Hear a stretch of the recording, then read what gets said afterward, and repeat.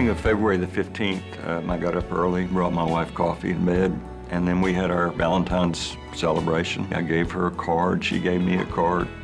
I think that the Valentine's Day was always a very special day for her.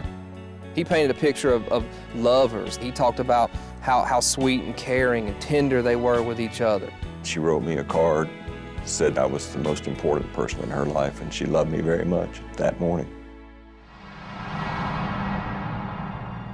After the breakfast, Alec McNaughton told us that he went to his mother's house in Sandy Springs, Georgia, about 35 miles away. Hey, baby, it's me. I'm leaving Mother's house. I love you. Bye.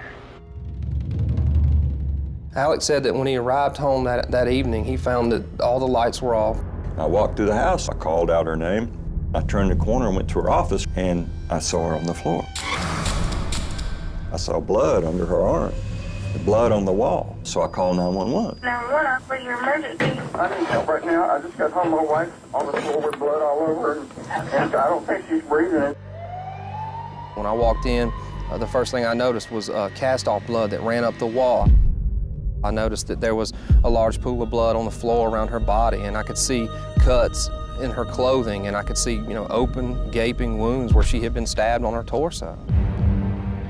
My sister called me and she was frantic, and she basically said that the Coweta County Police Department needs us to come down, that something's happened to Mom. I called my mom's phone, no answer. Called the house, no answer. Called Alec's phone, he answered. He was crying, and I said, Alec, what's going on? Your mother. He's like, your mom, like he couldn't finish what he was saying. Your mother's gone, honey. Your mother's gone.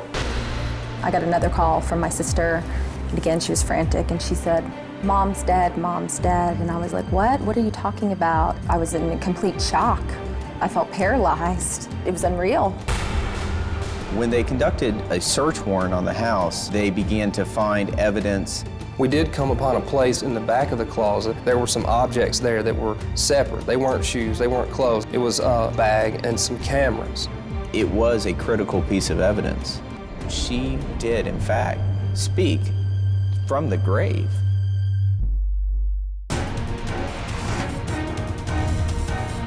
I'm Richard Schlesinger. Every picture tells a story.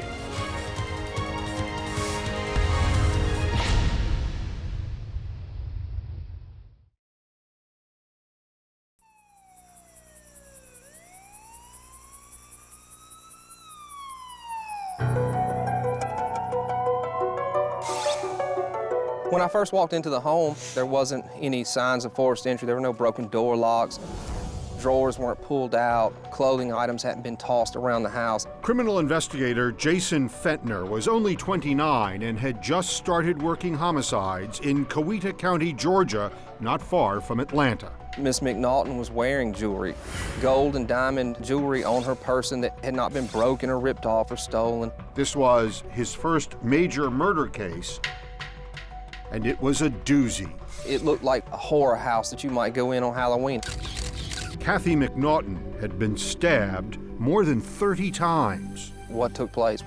What kind of murder? But she was a most unlikely victim.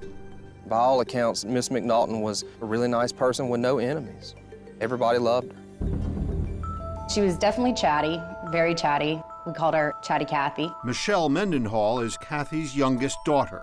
She always saw the best in people, always gave people the benefit of the doubt. Kathy had retired after a long career at Delta Airlines and was in training to join an investment firm. She worked from the bottom up at Delta when she started. So your mother was really sort of a self-made woman.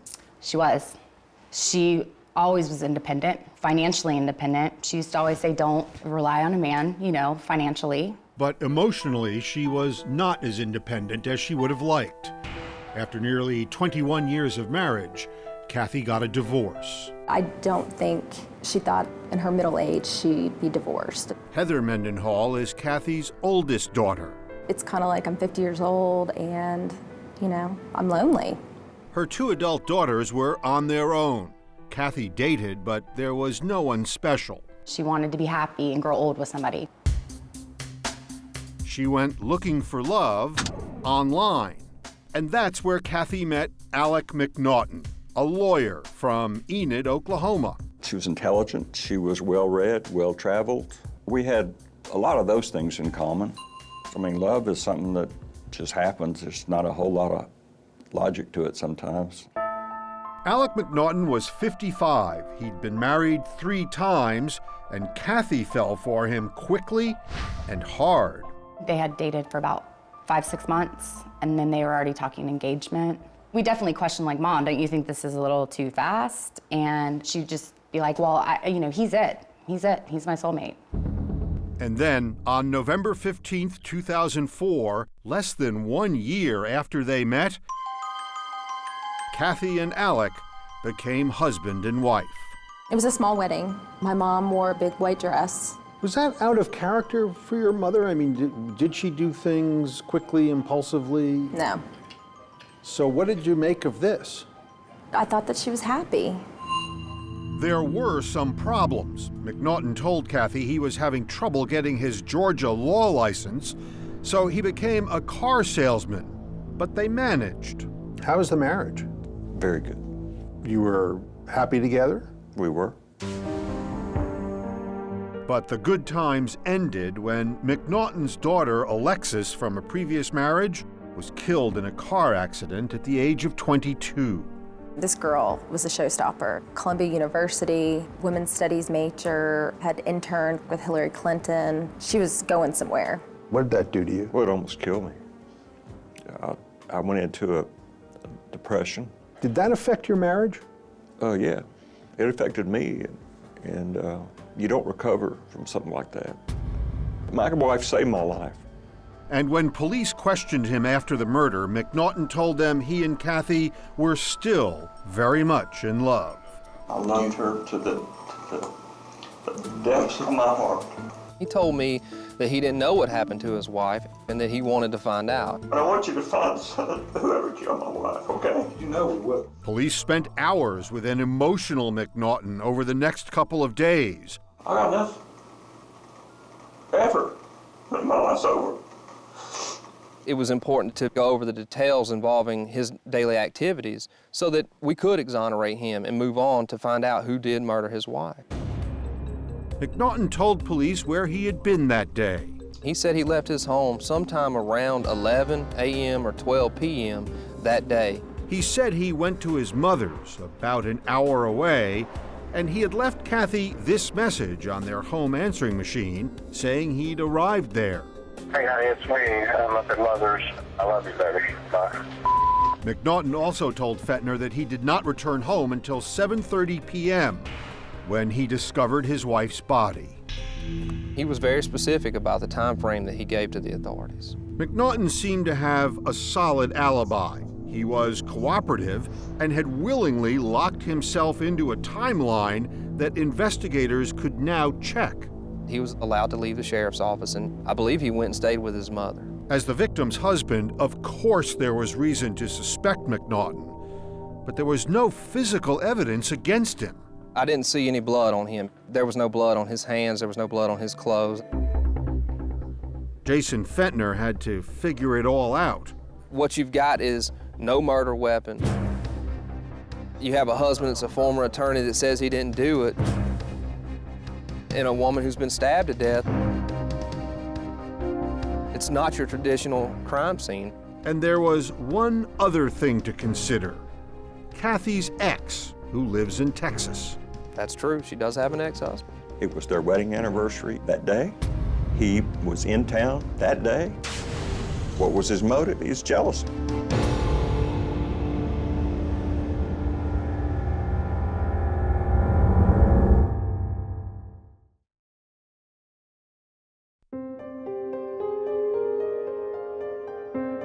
Long before Kathy met Alec McNaughton, she was married to an airline pilot, Gary Mendenhall, and their daughter, Heather, remembers a happy childhood. I think that we were a pretty typical American family. 2 working parents, 2 kids, lived in suburbia, good schools. But the relationship was troubled. Eventually, Kathy and Gary divorced, and he moved to Texas. From time to time, Mr. Mendenhall would come to the Atlanta area on business or to visit with his daughters. Sheriff's investigator Jason Fentner. And he happened to be in town on the day after Valentine's Day. The day Kathy McNaughton was murdered. And one of the first things Mr. McNaughton did is begin throwing out a list of people that he, quote, highly suspected. I think somebody that knew her went there with that purpose. Gary Mendenhall was on McNaughton's list. Tell me what you told the police. I said, look, I can't imagine who would kill Kathy. She's nice and sweet. The only person I know she's ever had a problem with is her ex-husband. Fentner called Mendenhall in for an interview. What is your relationship to Kathy McNaughton? I'm the ex-husband. I was married to Kathy for approximately 21 years. Why did you get divorced? For irreconcilable differences. As they talked, Fentner noticed something interesting about Mendenhall. He had a cut on his hand. What happened to your thumb? Oh, right there. I was cleaning up Heather's apartment here yesterday and washing the countertop, and I caught some kind of rack she had there. Tore it up. It takes forever for those to heal. Oh, I know. When you stab somebody 31 times like the killer murdered my wife, your hand slips down the knife and you cut your hand. Gary Mendenhall's dominant right thumb was cut. And there were some other potentially troubling things about Mendenhall, according to prosecutor Kevin McMurray. He drove a silver car. There was a silver car seen at the residence. A silver car was seen leaving Kathy's home the day she was murdered, and Gary Mendenhall had rented a silver car that very day. But Alec McNaughton also drove a silver car. Two men with two alibis. Rookie homicide investigator Jason Fentner had his work cut out for him. And I'm looking at it and saying, I need to make sure I run down all these different leads. The first priority was figuring out when Kathy McNaughton died. The medical examiner could not establish a time of death, so police turned elsewhere. From the phone records, we determined that Kathy McNaughton had a call from inside her house to her friend in California, and that phone call ended at 11:55. So we knew Kathy McNaughton had to be alive at 11:55 a.m. McNaughton had already given investigators a detailed account of his whereabouts that day, and he told them he left home between 11 a.m. and noon. Alec McNaughton also told investigators he was at his mother's house about an hour away when he left Kathy a phone message at about 2:30 p.m. There's one problem with that story, though. That cell phone tower right over there, tower number 309. The critical piece, the piece that matters, is that cell phone call was originated on Tower 309, a tower that is less than 2 miles from his house. And that tower is 40 miles from his mother's house. So Mr. McNaughton is not at his mother's house when he's calling his home phone. Investigators believe they had caught McNaughton in a lie, and they wanted to know why an innocent man would be lying about the day his wife was murdered. Where were you when you made that call at 2:33? And think about this because it's important. I was at my mother's house. The police were quite certain when they found these cell phone records that they had caught you in a lie. That's right, and they made a big deal about me lying. Now, I didn't lie about anything in this case.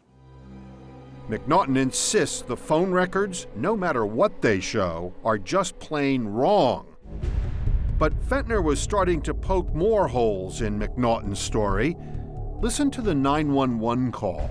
She's not moving, and she's not breathing, and her eyes are not moving. She won't respond. There's blood on her hands and on the wall. He claimed he was kneeling down at his wife's body, that he was touching her body, that he was tilting her head back and moving her body and trying to render aid to her. I want you to kneel by her side.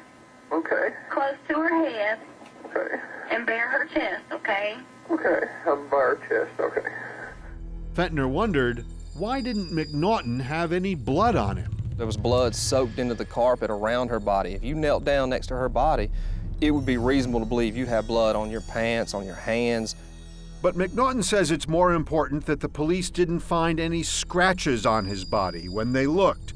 He says that helps prove he's innocent, since Kathy desperately tried to fight off her killer. She fought for her life. Her hands were cut up from the killer's instrument, and her fingernails were broken off from fighting the killer. But watch what happens when investigators even raise the possibility that McNaughton killed his wife. You're full of I didn't kill my wife. I love my wife. She loved me. And I'm tired of the questions. So you either arrest me or take me home. Police weren't ready to arrest anyone, but they were ready to clear someone.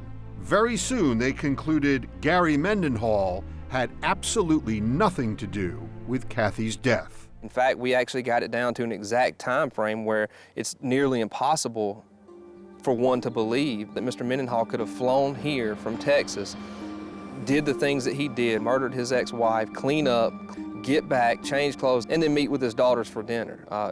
The time frame didn't work out. It wasn't Mr. Mendenhall. Fentner continued his investigation. He got an earful when he talked to Heather and Michelle about McNaughton. They painted a picture of a selfish man that didn't like his wife that much. They said that he was argumentative, that he was very controlling and domineering. At the same time, Fentner was being inundated with calls about McNaughton. Some of the calls were from people who knew McNaughton very well. We received calls from his own siblings who called us and said, hey, I want to be off the record because I'm scared of him, but I think my brother did it. His own family? Correct. If you talk to people in prison, if somebody gets arrested or accused of murder, the family turns against them 9 times out of 10. Well, I don't know about that, Mr. McNaughton. I mean, I don't think my family would call and say he's a murderer. If, I didn't think so either, Richard. All of them expressed an extreme fear of Alec. And that's just something else that you add to this pile of things that are mounting against him. Why is everybody afraid of you? Fentner was about to find out. The police found those 3 disposable cameras in Kathy's closet with unprocessed film inside. We knew we had to find out what was on them. They say every picture tells a story, and this one was a shocker.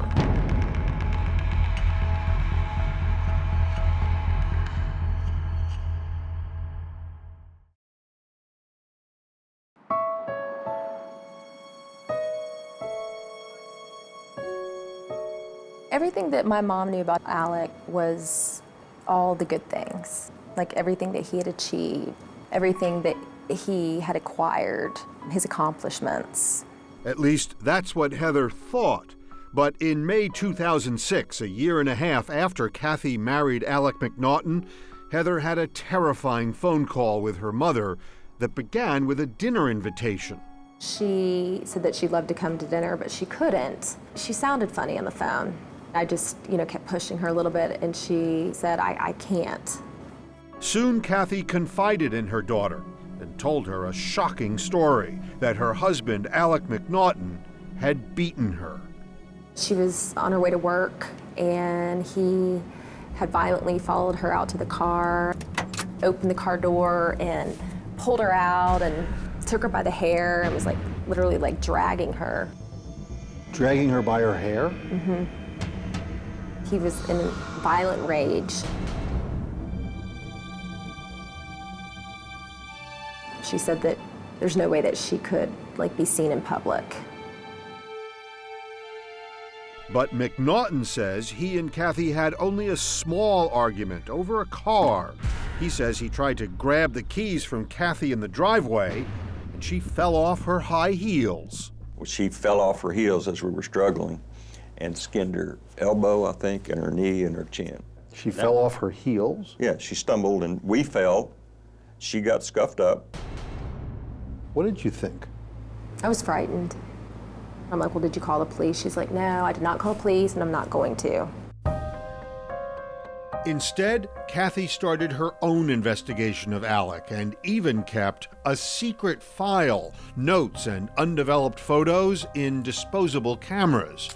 Police found it all hidden inside her closet. I took the 3 disposable cameras to a local developer here in the area. When I got it back, I was shocked. There were pictures of her doing this, holding her hands up. And there's a huge bruise on her face, and she's got bruises and scratches on her arms. McNaughton has his own explanation for all the bruises. He says Kathy's ex, Gary Mendenhall, must have done it. I just knew he had done that. You're saying that Gary Mendenhall beat her up? That's my opinion, yes. But that was not investigator Jason Fentner's opinion. Heather told him that McNaughton had beaten Kathy, and Fentner knew those photos could be a key piece of evidence against McNaughton if the police could answer some crucial questions. One of the first questions that came up then was, who took these photos? The photographer had to authenticate the photos, say when the pictures were taken, and if Kathy said Alec had injured her. How come nobody's called to say, hey, I took pictures of her when she was beaten up? The police began searching for the photographer, but there were other important things in Kathy's closet, very damaging notes about shady financial deals, and worse. She had written down that he threatened to kill me. Prosecutor Kevin McMurray. She describes all the lies he's told to her. Kathy was on to him, but she was conflicted. She compiled this list of pros and cons about McNaughton, and despite the abuse, under pros, she wrote, sweet, loving, handsome. Under cons, she wrote, no sex, depression, bankruptcy. Alec McNaughton told us that they had a perfect relationship, that they had never had any physical altercations, that they were deeply in love, and that they shared a wonderful marriage. But that sure looked like a lie. Kathy's daughter Michelle says Kathy and Alec were having a lot of problems and argued constantly about money. The marriage she basically was financing. And then, one night, the couple's disagreements over money exploded into a loud argument.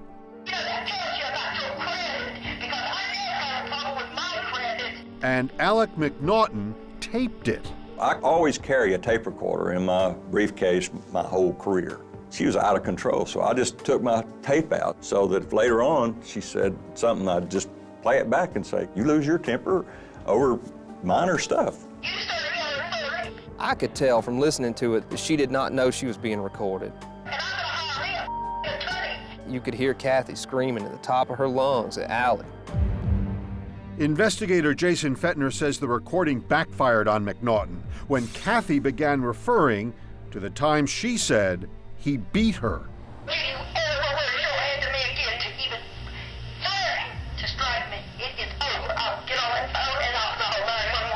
She says, I've got pictures, I've got affidavits. Yeah, that was right after we'd had the struggle in the driveway over the car, so I knew what she was referring to. But as it turned out, this was not the first time McNaughton was accused of abuse, as Fentner learned after tracking down McNaughton's first wife, Linda. And they said, Alec McNaughton has murdered his wife. Linda McNaughton had divorced Alec nearly 40 years earlier.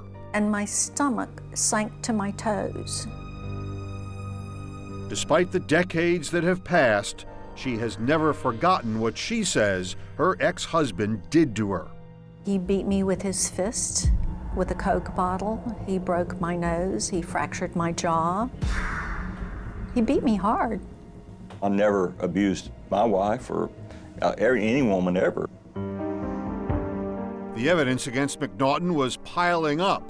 His past, that tape, the photos of Kathy's bruises, her notes, and those cell phone records that seemingly proved McNaughton was not where he said he was on the day of the murder.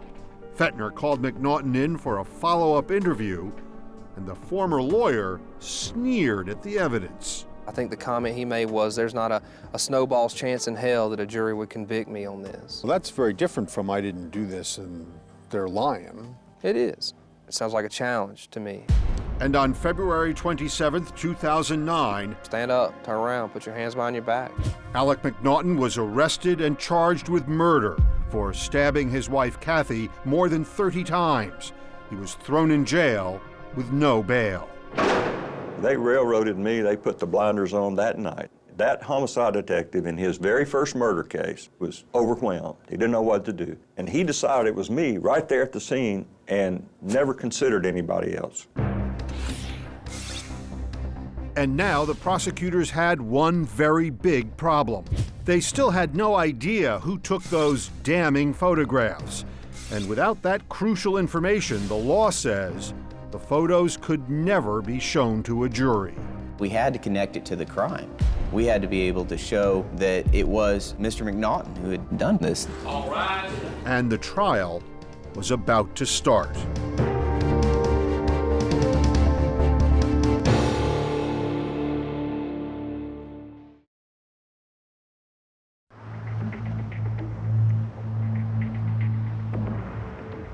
As the murder trial of Alec McNaughton approached, prosecutor Kevin McMurray was haunted by the photographs Kathy McNaughton left behind. It became obvious that Ms. McNaughton was making an effort to preserve what had happened to her. But the law says if McMurray wanted to show those photos to the jury, he'd have to find the photographer. So he had to scramble. For the longest time, we really ran into some dead ends. We took these pictures to witnesses and asked, have you seen these injuries? Did you take these pictures? Are you familiar with any of this? And time after time, the people closest to her said no. The trial was only a month away, and McMurray was getting desperate. He finally turned to Delta Airlines, where Kathy had worked, to see if she had asked anyone there for help. And that was the turning point. It was. At the point that I saw her, it was obvious she had bruises on her body. Sandra Harmon was a counselor who did some work with Delta. Kathy looked very disheveled. Sandra says Kathy told her McNaughton had attacked her outside their home just the day before. The first thing Kathy did when she sat down was to ask me if I would take pictures of her. Sandra agreed to take the photos and now found herself thrust into the middle of a murder trial. Now, Ms. Harmon, did you have any confusion over whether or not she was talking about her current husband or someone that she had been previously married? Oh, absolutely no confusion whatsoever. She was very clear. And you understood it to be who? Alec McNaughton, her husband. She's lying if she says that my wife said that I beat her up. McNaughton, who was a practicing lawyer, says Sandra's testimony is nothing more than hearsay. Why would she make that up? Because she's the star, Richard. She's the prosecution's star witness. She's the surprise. She seemed like a liar to you? People don't lie intentionally, but people get persuaded by the police when they're the star witness in a high-profile murder case. It happens all the time. Those photos were powerful evidence, and McNaughton's defense lawyer, Michael Cam, could not make them disappear, even though... This actually looks like I've cut this handkerchief in two. If you were he happens to be a semi-professional magician. Cam says the law is a lot like magic. All about altering perceptions. There was a complete lack of evidence. Clearly, this was a violent death. I mean, she had numerous stab marks. There was blood all around her, there was blood under her. He had no bruises. There was nothing to indicate that somebody had actually cleaned up the crime scene. There was no evidence of his DNA on her fingernails. But the prosecutors had more damaging evidence. Call your next witness. They put all three of McNaughton's ex-wives on the stand. His first wife, Linda, describes what she says happened after she refused to have sex with him. He then beat me badly. How did he beat you? Could you please describe that? With his fist and with a Coke bottle. She's lying. There's no witness alive that corroborates her story. McNaughton's second wife, also named Linda, tells jurors what she says happened the one time she said no to her then-husband.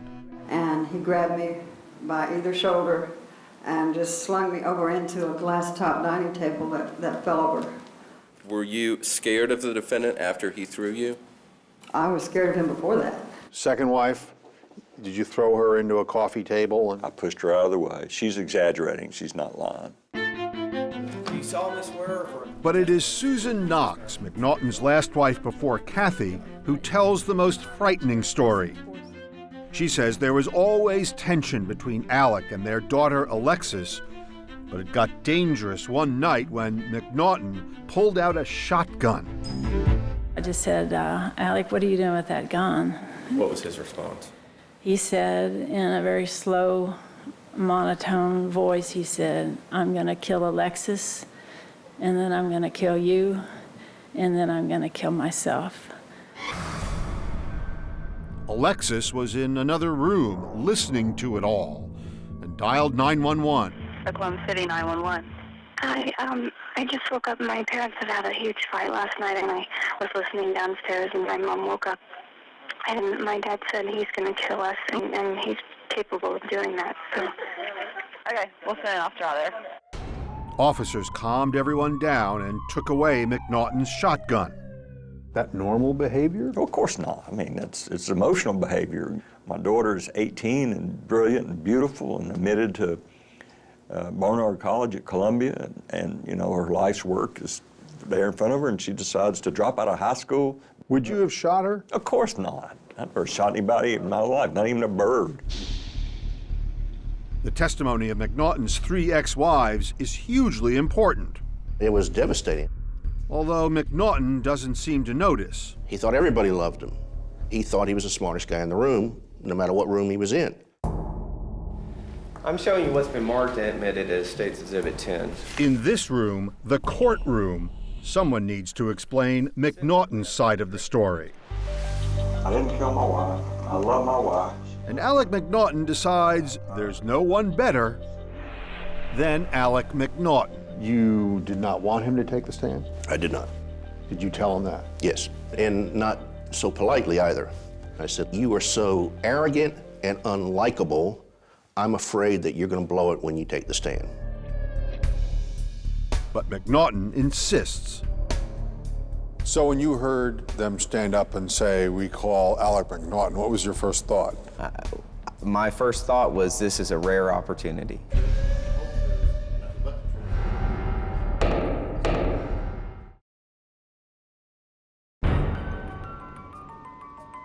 My name is Alec McNaughton. Alec McNaughton is either the smartest man in this courtroom or the dumbest. You understand that you have a right to remain silent. Yes, sir, I do. The alleged killer is about to gamble his freedom on his way with words. He can't get death, but he could get life. I hoped that Mr. McNaughton would take the stand. As he takes the stand in his own defense.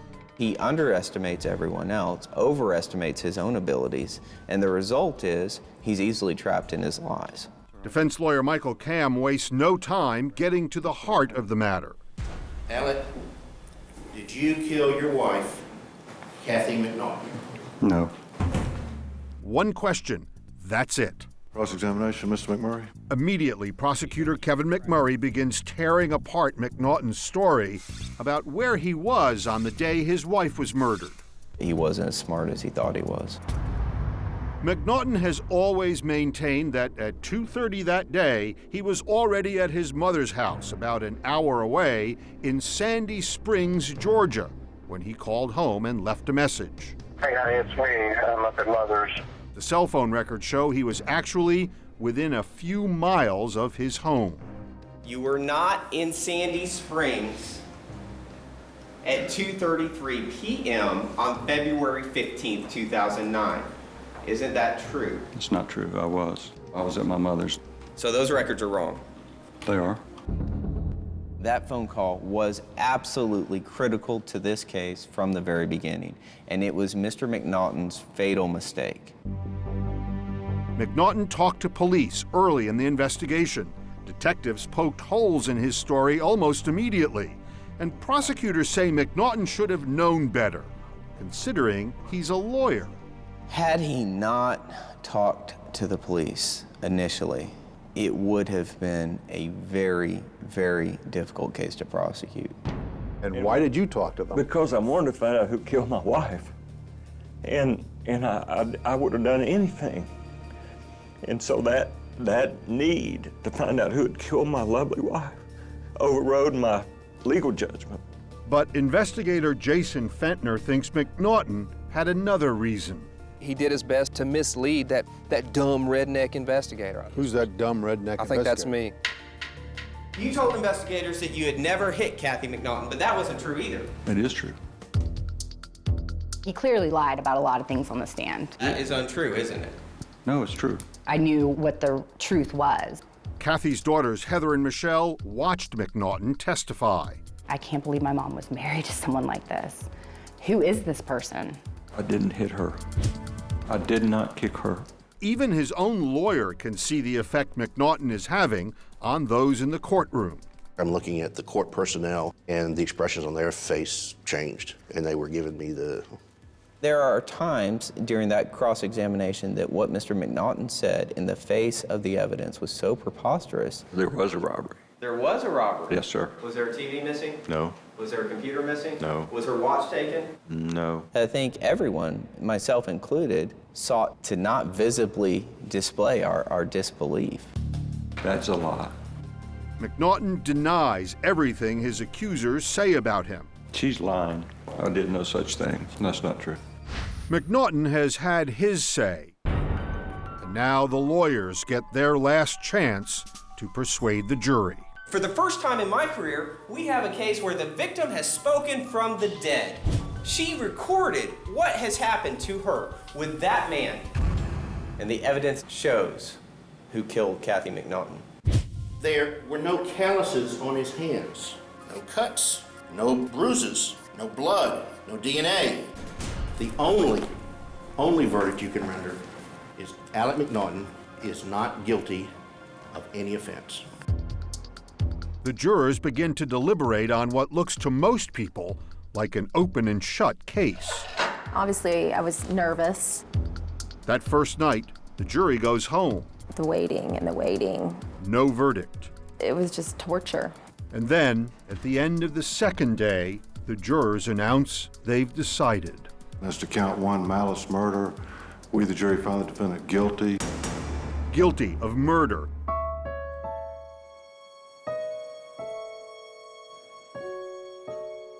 Alec McNaughton, the man Kathy once thought was her soulmate, is convicted of killing her, stabbing her more than 30 times in the home they shared. Were you surprised when you were convicted? Yeah, I was stunned. Mr. McNaughton, come forward, please. I still believe that justice will prevail, that my wife's killer will be found, tried, convicted, and executed. This is a question I ask a lot of people in your situation. What does justice feel like?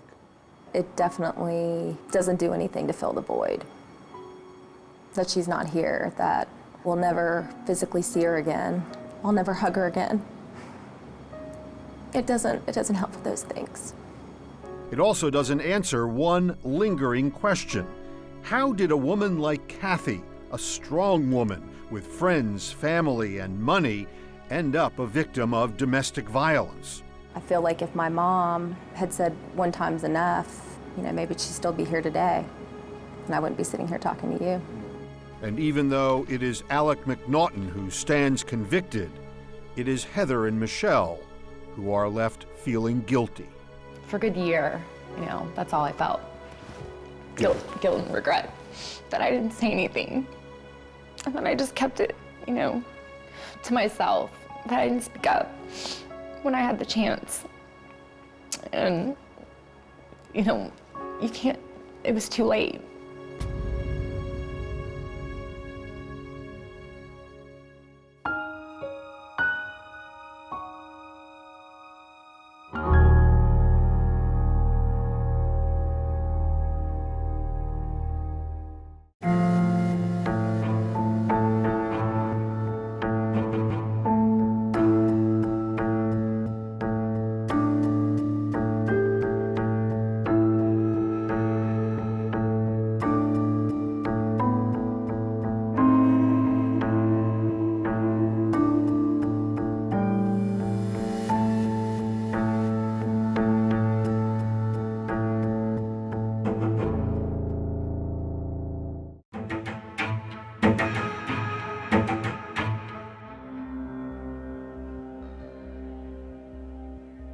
My name is Carol Dodge, and I am the mother of Angie Dodge, who was brutally murdered in June of 1996. And for 23 years, I've traveled every road there is, turned every stone there is, to find justice for my daughter.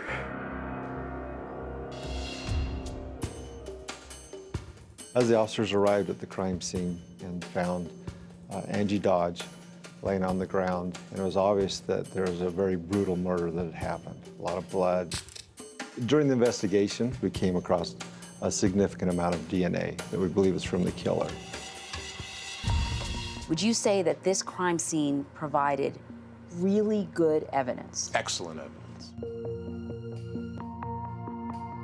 For nearly 2 decades, police could not find a match to the killer's DNA. So in 2014, they went way outside the box and searched a public DNA database owned by Ancestry.com. It led us to this Michael Usry Jr., who just happened to be a filmmaker. Films of homicide, kind of a murder mystery filmmaker. Then he cuts off her head. My name is Michael Usry. I'm a filmmaker and was a suspect in the Angie Dodge case. Murderabilia. It was then I knew it was a girl, and she was young. Got me the reputation of being a person who is really into murder and things like that. And I shoved her body over in the shower and just kept stabbing her. It was pretty creepy. We had Louisiana State Police call him. He had agreed to come down to the state offices there in New Orleans. The majority of the time that I was in the interrogation room, I just didn't know what they were talking about. They finally had to look at me and go, no, we think that you, Michael Usry, we think that you're involved in this murder case. My whole purpose is to find who killed Angie Dodge. The ability to kill is obviously somewhere in all of us because it happens every day.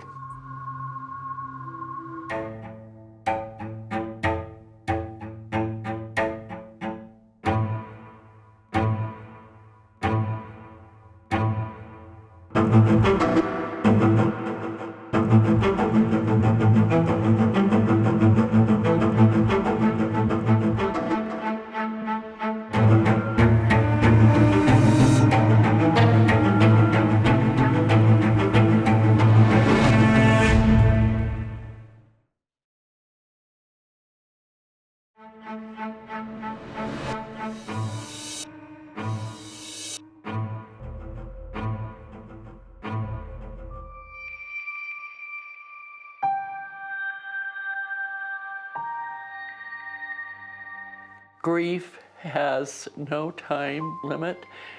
I can't let go. I can't let go of her. Carol Dodge lost her daughter Angie when she was just a teenager. She was just discovering who she truly was and wanting independence. She says, just let me grow up. Let me make my own mistakes. You don't need to watch me. You don't need to be my shadow. It was the summer of 1996 in Idaho Falls, Idaho, a mostly Mormon community where neighbors knew each other by name and doors were rarely locked, says former Chief of Police Mark McBride. But it was really a very quiet, peaceful town overall. Just 3 weeks before her death, 18-year-old Angie got her own apartment in this house. I saw her the night that she was killed.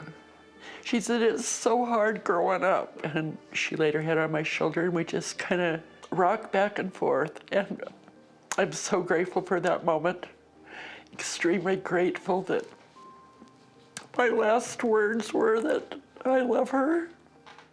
The next morning, Angie didn't show up for work at a local beauty supply store. We got a phone call at our 911 center about 11 o'clock in the morning. And one of her friends at work came to check on her, and the door was unlocked. She went in and she found a body laying there on the floor in a very bloody crime scene. There were no signs of forced entry, but there were signs of a struggle. Do you think she fought for her life? Yes, I do. Angie was stabbed and cut 14 times and left half naked.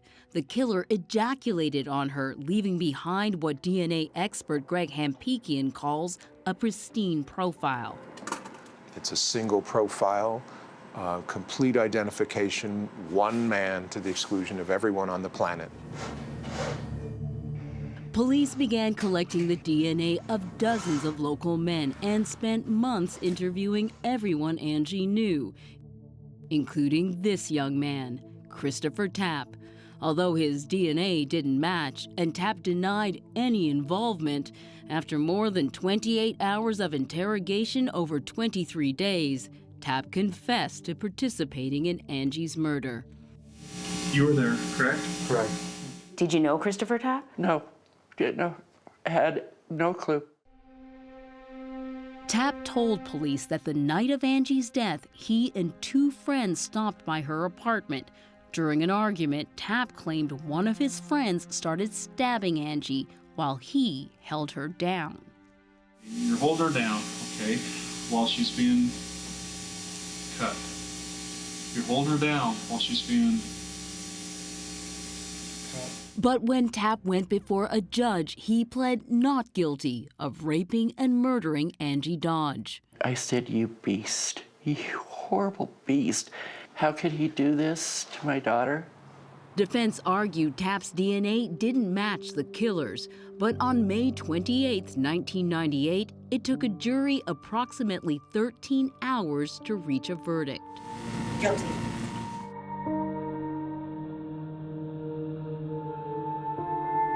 Nearly 2 years after Angie Dodge was murdered, Chris Tapp faced his punishment, with Carol Dodge glaring at him.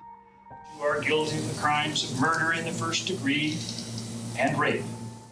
His sentence, 30 years to life. But the murder of Angie Dodge was still an open case. Chris Tapp did not match the DNA, and he wouldn't tell police who did. I just couldn't understand why he would go to prison and take a life sentence and not give the other person up. Tapp did give authorities several names, including someone named Mike. How sure are you that his first name is Mike? I'm dead set positive. But police could never make a DNA match, so the case went cold, but not for Carol Dodge. I never stop looking for the actual person who matches the DNA. By 2009, the killer's DNA had been entered into the National Criminal Database, known as CODIS. But there was still no match. So Carol called well-known DNA expert Greg Hampikian. I had this message, they don't know who killed my daughter. By then, there had been many advances in DNA technology, and so with Hampikian's help, Carol Dodge pushed authorities to use a new controversial search process called familial DNA. It looks for anyone who may be related to Angie's killer. Which means going into that database in Idaho of the convicted offenders and looking for a family member that might match this DNA partially. Idaho doesn't allow familial searches in their criminal database, so Hampikian made an even more controversial suggestion: a familial search through public databases. I'm the one that went to the Idaho Falls Police Department and the prosecution saying, we need to do this. Imagine you're one of millions of Americans to open up a kit like this, spit into a test tube like this, and then send your DNA off to a commercial database.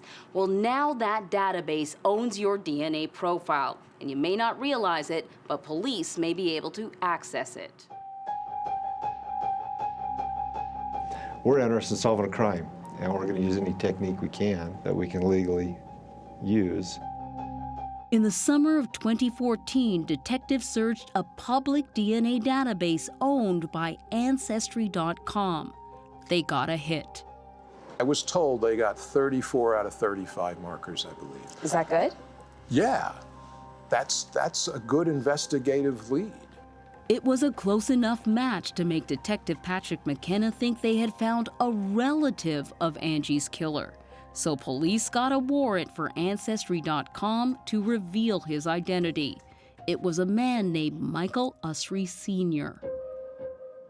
We know it's not that individual, or we would have had 35 out of 35 on that. So that's when we started doing research into the family. That led investigators to suspect Usry's son, Michael Usry Jr. Detective McKenna wondered if this could be the Mike that Chris Tapp once named. And then we started researching him, and the films that he was making. It was a little eerie to try to think that that could possibly be a solid suspect in the case.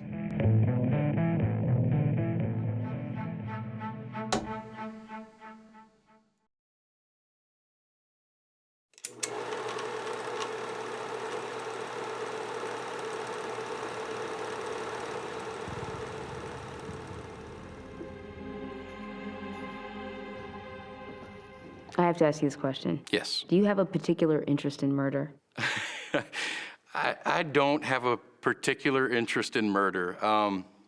It sure seems like it based on your film I projects. know it does, but no, I really have quite an aversion to it. But authorities investigating the brutal murder of Angie Dodge weren't so sure. Precisely at 2 o'clock, three gentlemen came to my door. In December of 2014, more than 18 years after Angie's murder, Michael Usry Jr. was living in New Orleans when two detectives from Idaho Falls and a Louisiana State Police officer brought Usry to a state police office near the New Orleans Superdome and started grilling him. They said, "So what about your travels to Idaho? Have you ever been to Idaho?" And I had, in fact, actually went up there with some friends for just one night. He was 19 years old back then, and he and his friends drove to Rexburg, Idaho, passing right through Idaho Falls. Well, they were really interested in that. I'm a little surprised that we were able to actually place him in Idaho Falls. It was a big red flag for Detective Patrick McKenna. It's kind of weird, but I just really didn't get it. Then one of the officers pulled out a warrant and swabbed his cheek for DNA. At that point, I went, "Hey, what's going on here, you guys? Should I get a lawyer?" Once they had his DNA, they drove Michael Usry home without any explanation. I just basically stood on my sidewalk in a daze. It was a call to a close friend that finally shed some light. And he said, "Well, what's the case? What is this?" And I go, "Well, they wouldn't tell me anything except that it was a high-profile murder case in Idaho Falls." So he gets on the computer, and within 20 seconds, he's like, "Oh yeah, this is the case right here. It's some girl named Angie Dodge." The filmmaker whose movie featured a convict describing how he stabbed a woman to death Watched her insides spill out all over the floor. was now suspected of doing just that to Angie Dodge. I mean, it was very much a case of an overkill. They stabbed her and cut her, and it was just a butchery. People were like, "Wow, what does this imply, for your career? For your life, for your family, for your family's name?" Usry remembers being terrified, spending days holed up at home, worried what police would do next. Pretty sure that they were tapping my phone calls, possibly staking me out, and certainly checking my computer searches. But Usry knew he hadn't killed anyone, and he wanted answers. A local newspaper reporter showed him a copy of the warrant investigators used to obtain his DNA. And right there, the answer to the question, why him, dated back about 17 years. And I went, wow, this is because of my dad. The filmmaker's father, Michael Usry Sr., participated in a genealogy project at his local church. A sample of his DNA went to that public database, which was later purchased by Ancestry.com, and that's where police came across it. There are 34 out of 35 LLs that match. It seems shocking to me. 34 out of 35 DNA markers sounds like a stunningly close match to Angie Dodge's killer. But the reasons police honed in on him instead of any of his other relatives are detailed in the warrant. I told you what Mike is his first name, okay? Remember, Chris Tapp told police a guy named Mike was involved in the murder. Police took to Facebook and found his profile. Bingo. Facebook showed Usry had friends living in the Idaho Falls area. And then there's Usry's films. And then bludgeons her to death with this very hammer. The more Usry read, the more furious he grew that anyone would think he was a killer. But even more troubling was the idea that Angie Dodge's killer might be someone in his family. Just knowing that somebody in my family would possibly do something like that is disturbing. I mean, to say the least, you know?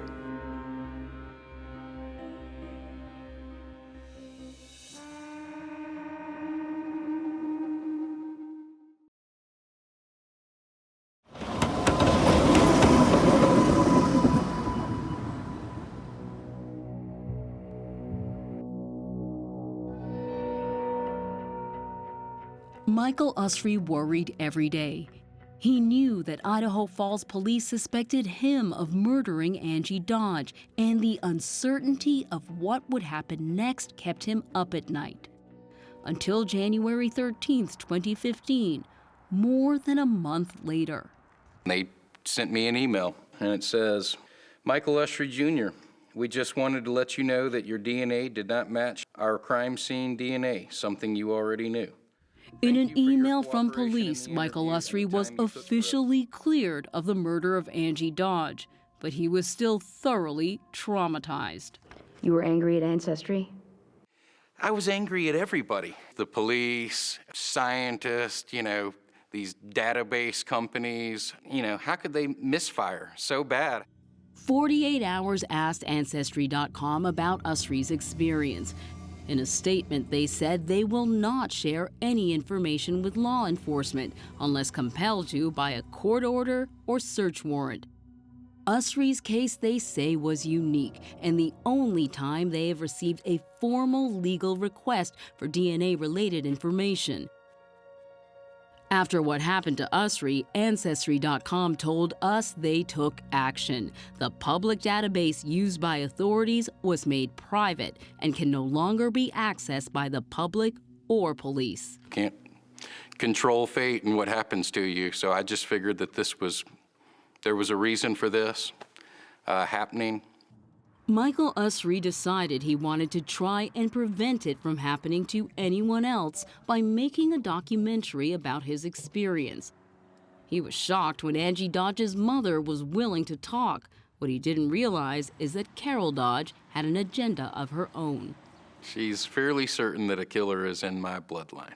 I remember Mike and I sitting down, and I said, okay, Mike, here's a piece of paper. Now I want you to write down from your great-grandfather to your grandfather to your dad, and he did me a genealogy sheet.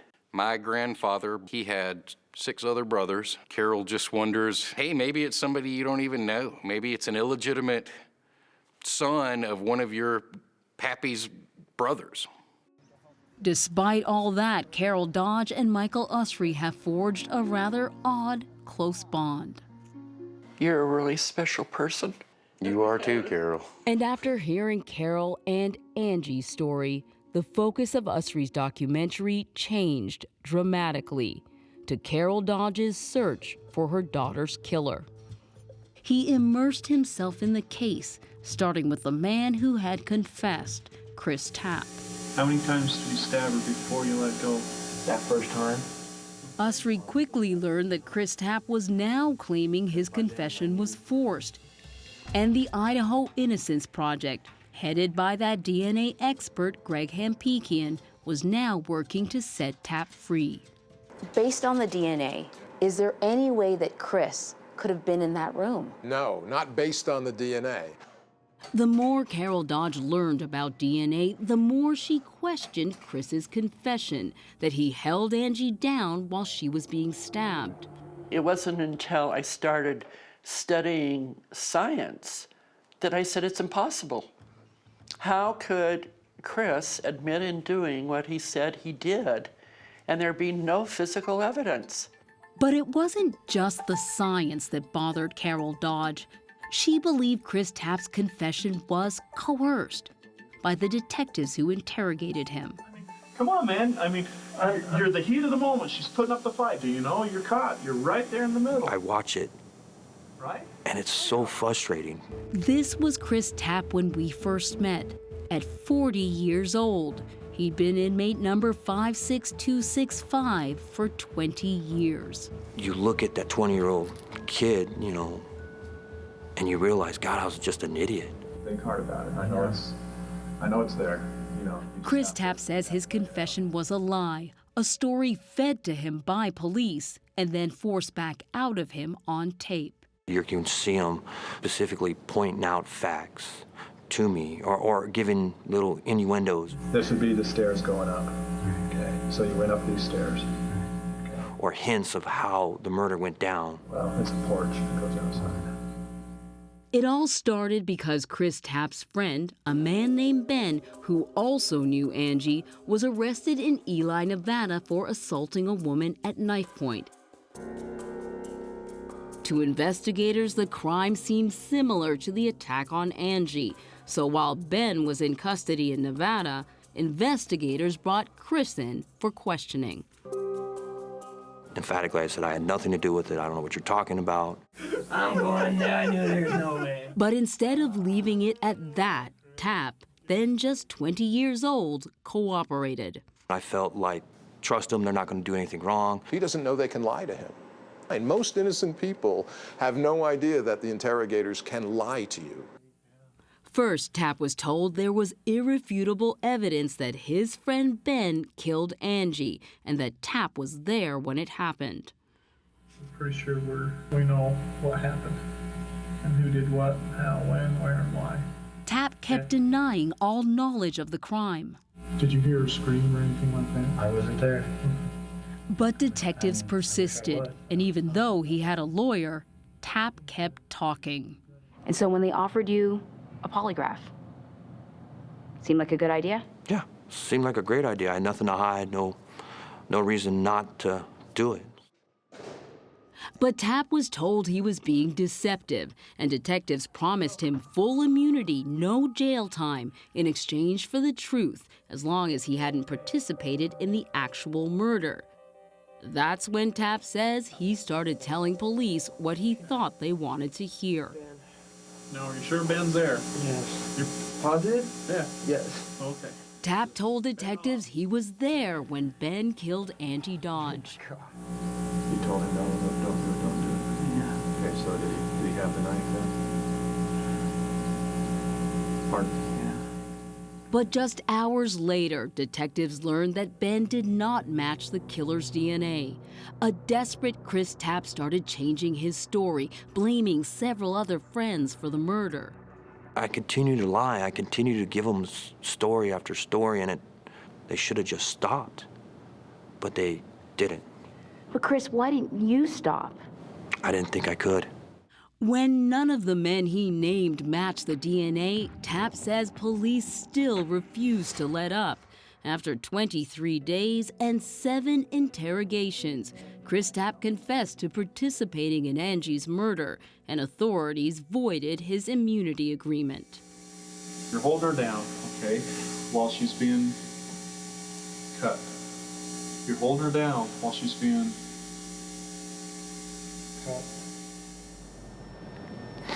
That's what was the end of it all. That's what brought me to prison. Authorities have repeatedly dismissed Tapp's claims of a forced confession until an astonishing discovery would change the game. Never-before-seen videotapes of 7 polygraph exams administered to Chris Tapp. Tapes that convinced even Carol Dodge that Chris Tapp is innocent. Chris Tapp basically just got railroaded. Carol Dodge took on a new mission to free the man convicted of her daughter's murder and find the killer who left his DNA, even if it turned out to be a member of Michael Usry's family.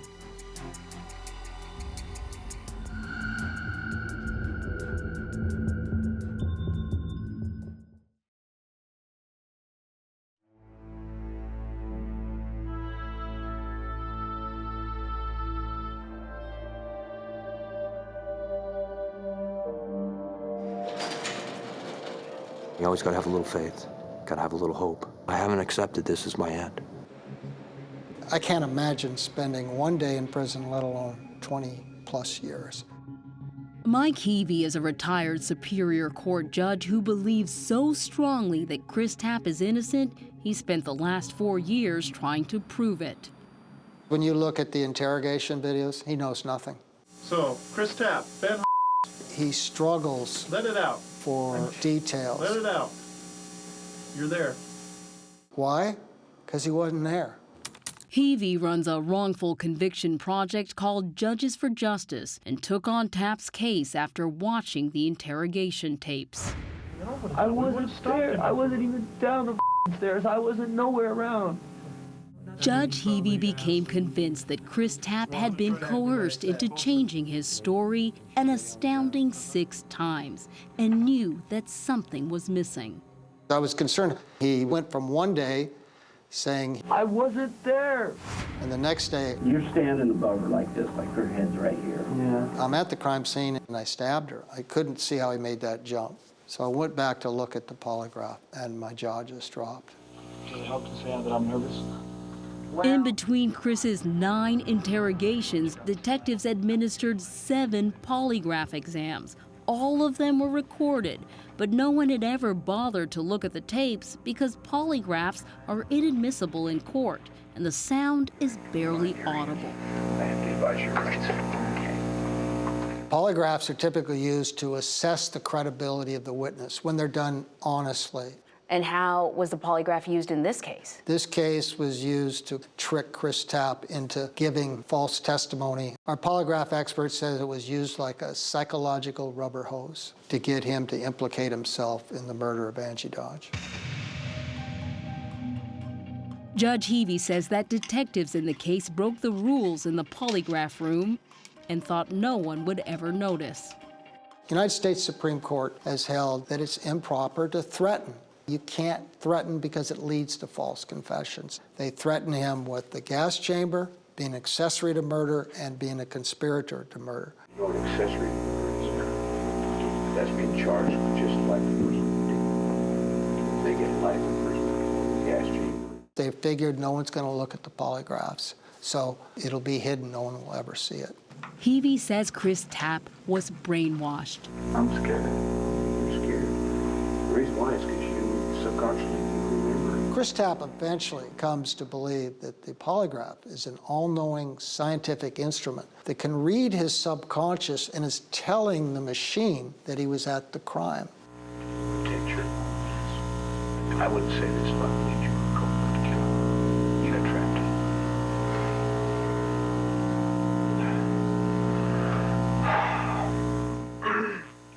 Chris finally says, yes, I stabbed her because Ben threatened me. And then Chris said, did I do it? The police officer walks over and says, give me your hand, like he passed the polygraph. And that gets Chris Tapp 30 years to life, charged with the death penalty. Ugly stuff. Do you remember that moment? Yeah, scared. I'm scared. That's pretty much the day my life ended.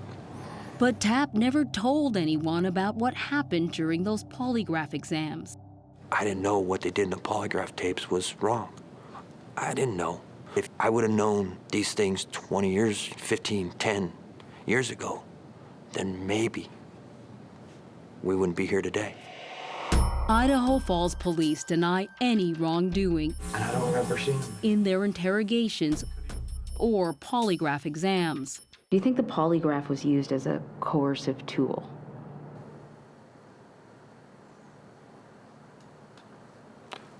I don't know that was the intent. I think the intent is to find out the truth. Over the years, the courts have upheld Tapp's confession as valid and admissible and not the product of coercive police conduct. I don't think they were trying to cause harm. It wasn't any malicious intent, I don't think. It's hard for me to wrap my head around what the police are thinking. John Thomas is Chris Tapp's appellate attorney. It's okay. You made a mistake. Just say, hey, I made a mistake. We got the wrong guy. Let's all rally around and let's get the right guy. Mike Heavey was hoping that the newly discovered polygraph tapes would be enough for a judge to grant Chris Tapp a new trial. Those polygraph videos are now new evidence. They're the wedge to get Chris in front of a judge to see the coercion that went on. I hope he walks out a free man. It's not often you hear the mother of a victim say that about the only man serving time for her daughter's murder. True.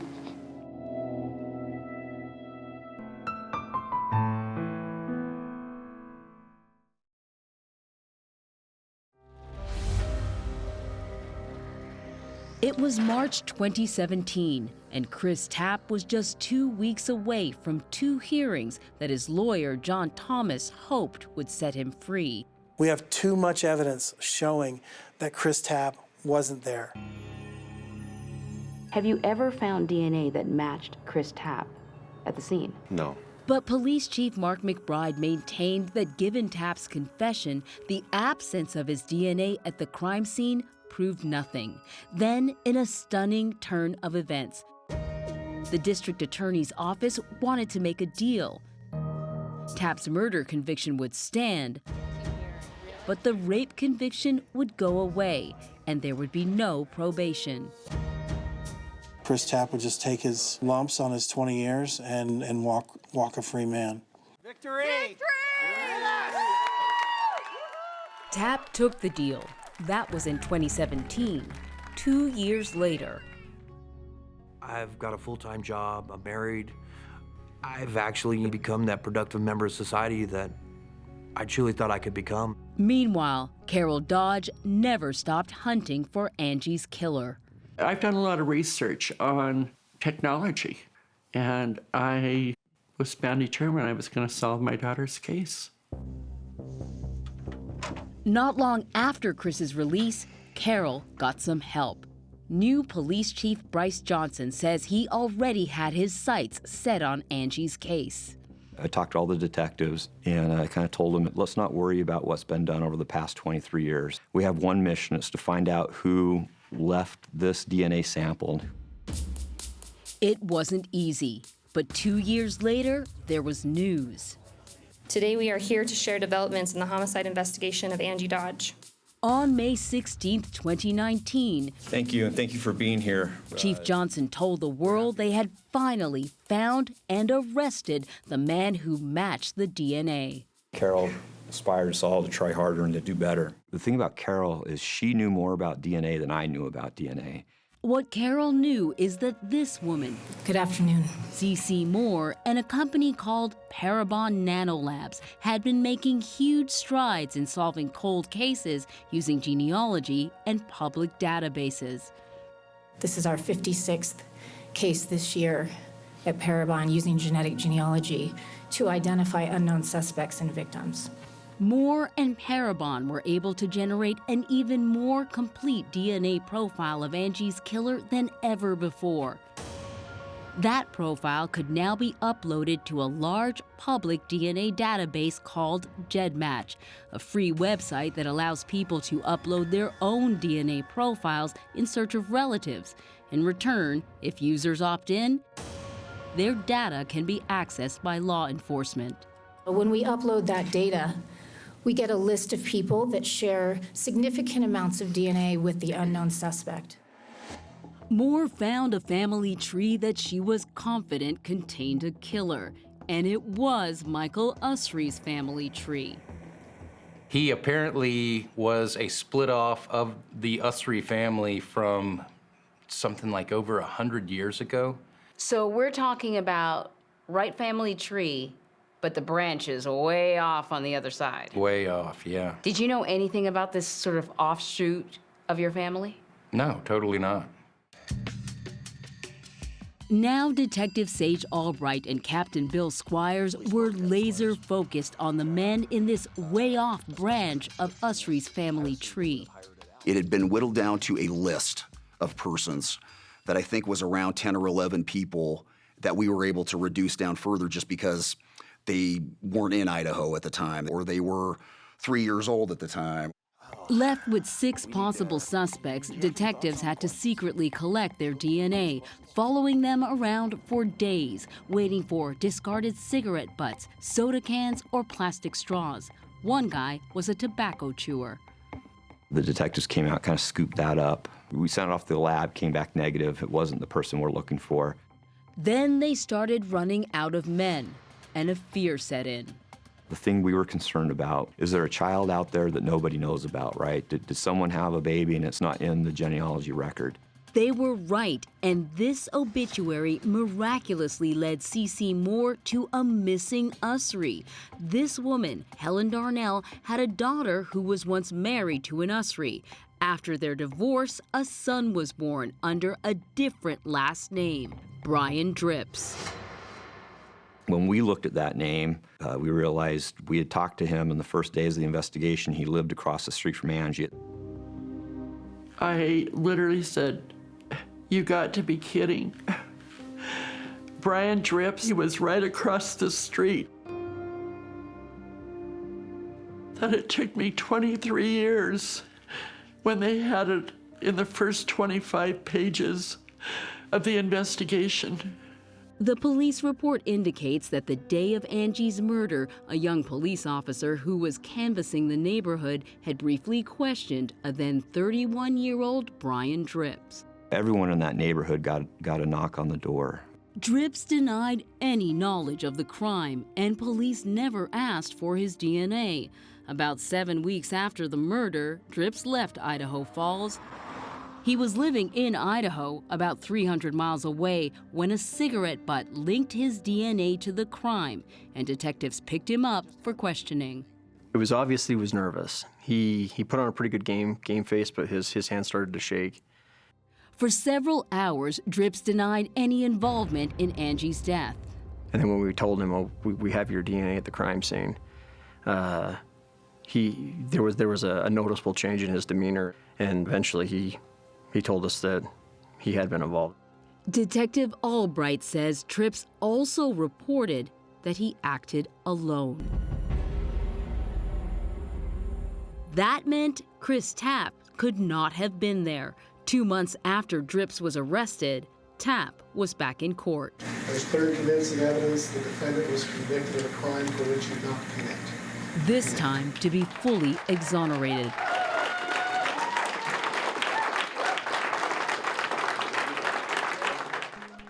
This case is the world's first exoneration by way of genealogical DNA testing. I'm extremely happy for him. I hope that he can piece together his life again. But Usry says he still has doubts about the use of genealogy. Kind of a scary thing to me to think about what this world is going to be like if all of our genetic codes are in a computer database. Once it's in a computer, that's almost like more permanent than carving something in stone nowadays. But I think that we really, really need to be cautious and take a step back and look at this technology. Carol Dodge disagrees. Without technology, without genealogy research, we would have never found Angie's killer. It is the key that opens the door to justice.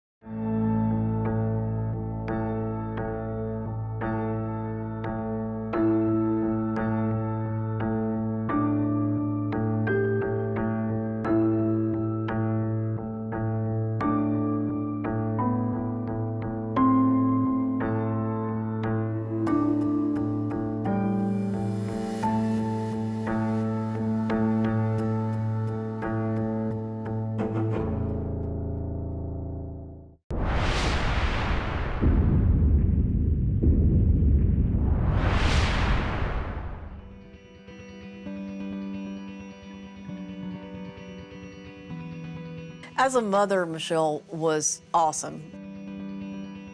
I called her the picture girl. Pictures, pictures, pictures. She looked like $1 million. Wear high heels and carry a baby on her hip. When she was a child, it was hard not to have a close friend relationship with her, even though I had to be the mom. A woman has vanished from her Houston apartment. Her family and friends are fearing the worst. I got the phone call from my son, and David said something's wrong. Authorities say Warner's estranged boyfriend claims she stormed out of the apartment following an argument. Mark Castellano was Michelle's boyfriend for a while. Mark and Michelle did meet at work. She captivates the room when she walks in. That part about her is completely true. She mesmerizes people. They had a son together who was Caden. Michelle was living with Mark the night she disappeared. We called the police. Everyone was searching. We don't have a scene, we don't have a witness, we don't have evidence, we don't have a body. The more we thought about it, we kind of looked at each other and said, let's go back and let's search it.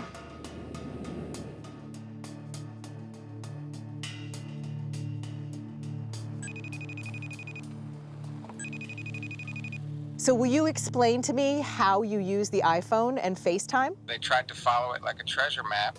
Like that kind of thing, right? Correct. Well, it was in real time. So you were FaceTime. FaceTiming? Yes. So it's like I'm aiming it at this tree here and you say, do I go to the right of the tree or is it more to the left of the tree? That kind of thing? Correct. Exactly what I'm looking at right now. A week went by. Michelle was still missing. We heard about Dr. Phil, and Mark Castellano was going on his show. Today, we will take you inside a national news story as it unfolded in front of our cameras in real time. Mark was going to be on Dr. Phil. When he said he wanted to talk with you, what'd you do? I got on an airplane, flew to Odessa, and there was a woman missing, and like everybody else, we wanted to help find her. I'm staying strong for my son. I cry every once in a while. But you're hurting inside. Yes, I'm hurting inside. This is killing me. Friends describe her as bubbly. Those same people describe you as psychotic. Well, they don't like me too much. She has to be alive. I'm sorry, she does. She has to be out there. If she is watching this right now, let's say she can come home. What do you say to her? We can fix this. It was the worst week of my life. Michelle was just gone.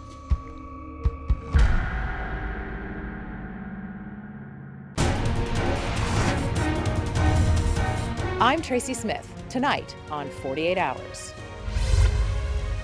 Gone.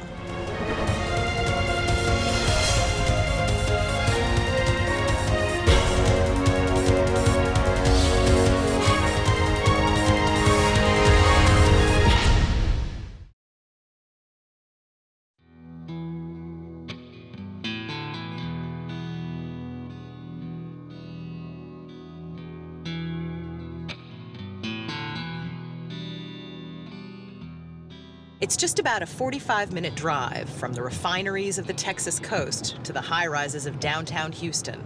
And in 2000, 20-year-old Michelle Warner moved to the big city. She was a new mom looking to make a fresh start. Michelle did have the small town girl in her, but Michelle always desired to go to the big city.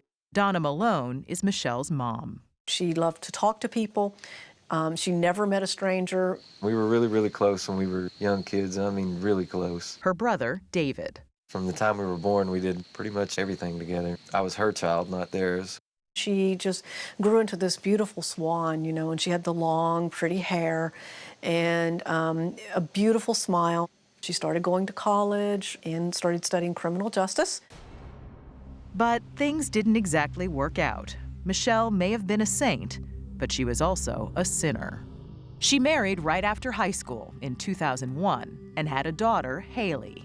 When that marriage went south in 2003, little Haley went to live with the ex-husband, and Michelle was on her own. Michelle was a great mom, but she ran into some tough times in her life. She fell in with a bad crowd. She even disappeared a couple of times, and she was arrested for possession of cocaine. But that was 8 years ago, and her family says Michelle's dark days were behind her. She was finally turning around. She was no longer on any kind of drugs. She was going to work every day. In 2008, she also began a relationship with a man she met at work, a man named Mark Castellano. My impression of Mark from the very beginning was, what an odd duck. What a strange little man. Mark Castellano and Michelle had met on the job. She was a secretary at a medical firm. He was the IT guy, you know, the person who fixed computers. I absolutely do not know what Michelle saw in Mark. He's always been, you know, a little off. In 2009, Michelle and Mark had a son, Caden. But Donna says Mark Castellano wasn't much of a dad. Caden was about 2 months old, and Mark just went away. I can't handle this. It's too stressful for me. Everything was always about me. Me, me, me, me, me. In those early days, life was tough for Michelle as a single mom, bouncing from job to job. No child support. He did not pay any child support. Michelle was doing it on her own, struggling to do it on her own. It was very difficult for her. Then, in the summer of 2012, she got a break, a new job at a law firm in Houston. All she needed was a place for her and Caden, now 3 years old, to stay. She reached out to the one person she knew there, Mark Castellano. He agreed to let them stay at his Houston apartment, but Michelle set down some rules. When Michelle moved back in with Mark, the agreement between them was that they would live together, raise the child together, but not as a romantically involved couple. But just 3 months after moving in with Castellano, on Saturday, September 22nd, 2012, Michelle was gone. A woman has vanished from her Houston apartment. Her family and friends are fearing the worst. When Michelle's brother David couldn't get a hold of his sister, he called Castellano and confronted him. Do you have any idea where she may be? You're the last person I know of that's actually seen her. Yeah, I am. But like I said, I don't know where the hell she went. Castellano told David that he and Michelle had had a fight. She walked out and left her car and her toddler behind. David was surprised to learn on the night Michelle disappeared, Castellano took Michelle's car and drove Caden more than 500 miles, over 8 hours, to his parents' house in West Texas. Mark's story did not make any sense. Almost immediately, Michelle's family filed a missing persons report. 5 days passed. Nothing. That's when Houston homicide detectives got the case. Where are we? We are at the apartment complex where Mark and Michelle live together. Veteran Houston homicide detectives Phil Waters and Sergeant Brian Harris. When you first came here, you went in, and what'd you do? Went to the apartment. The family was there. Actually, it was interesting that Mark's story was what happened. You know, I mean, in terms of the story that he was telling everyone. Castellano had told David in that phone call that he and Michelle had been arguing over Caden when she walked out. All of the events leading up to it, the fight, all of that stuff that happened here. Accurate, happened, at least what he's telling us. The only people in the scenario that are casting any kind of suspicion on Mark are Michelle's family. That's where all of that is coming from. And they're not saying things like, you know what, Michelle told me yesterday that if anything ever happened to me, it's Mark. Instead, you were getting... We don't like Mark. Mark's a bad guy. And it's more personality dislikes about Mark. But back at the apartment, cops did find something strange. We knew that Mark was an IT guy. He's a techie nerd. So then what becomes noticeable in the apartment, there are computers, but all the hard drives are gone. The homicide detectives wanted to talk with Castellano, so they called him at his parents' house in West Texas. Turns out he had an unusual question for them. He said, "Can I ask you a question, though? I need some advice." And I said, "Sure." And he said, "Do you think I ought to let Dr. Phil interview me?" What'd you say? Well, I was a little stunned. I said, "Dr. Phil?" And I said, "Absolutely let Dr. Phil interview you." As the week passed, the search for Michelle expanded quickly from Houston to West Texas, all the way here to Los Angeles and the Dr. Phil Show. Today, we will take you inside a national news story as it unfolded in front of our cameras in real time. It was Dr. Phil McGraw, not the police, who would first interrogate Castellano about Michelle's mysterious disappearance. Let's talk about the night she disappeared. Okay. You had a fight. Yes, sir. And was this a physical fight or an argument or both? Basically, I come home, she's in her room. First thing she does is start yelling at me that Caden has made a big mess. We start fighting. She walks up to me and she gives me this kind of sucker punch while I'm on the floor. I mean, she hits me all the time and I don't retaliate. But she hit me and said, "And clean it up right, expletive, expletive." And she goes in and slams the door. What was your first impression of him? That he was a game player. He thought he was the smartest guy in the room, and he wanted everybody to know it. You go back in to resume the argument, right. Frankly. Yes. And she's gone. She's gone. I would take her pictures out and say out loud, "Michelle, where are you? You know, just call me, text me, please."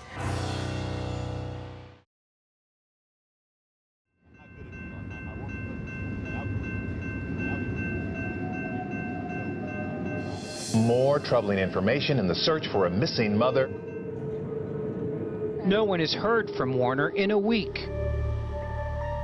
Today, we're talking about the story of a beautiful young mother, Michelle Warner, who went missing after a violent fight with her ex-boyfriend, Mark Castellano. From the very beginning, Dr. Phil McGraw felt there was something suspicious about Mark Castellano. Why do you think Mark Castellano wanted to come on your show? Well, you know, I think this guy is a narcissist. I mean, I really do. She basically owns me in a lot of ways, and I admit that. I cave to Michelle 9/10 of the time. Castellano was on the defensive. He said to you, she could have just disappeared again.